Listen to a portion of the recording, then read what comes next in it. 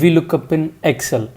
Okay, so which is a function in Excel used to retrieve data from a specific cell. So let's see what is VLOOKUP, how it works. Okay, so if I have this customer ID and I would like to retrieve this data from this data table, so I can use a VLOOKUP function.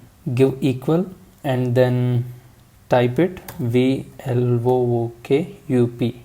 So when you type the first three letters, it will suggest the related function, and even you can type that complete function, or you can simply double click it, and once you double click that or type that full function name, so it will shows the arguments. Okay, you can see that lookup value, table array, column index, and the range lookup. Fine. First is the lookup value. This is the lookup value, put comma, and the table array will be the entire data, and make sure that the first column should have the customer ID and the column index number.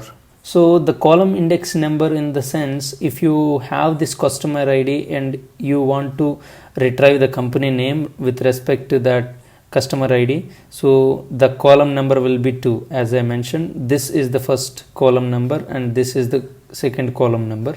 So I'm going to retrieve the company name, so I'm giving it 2. And now the match type, there are two match types. One is exact match and approximate match. So I always go with exact match, so I can directly double click from it. So close the function. There you go. Let's see whether it is working or not.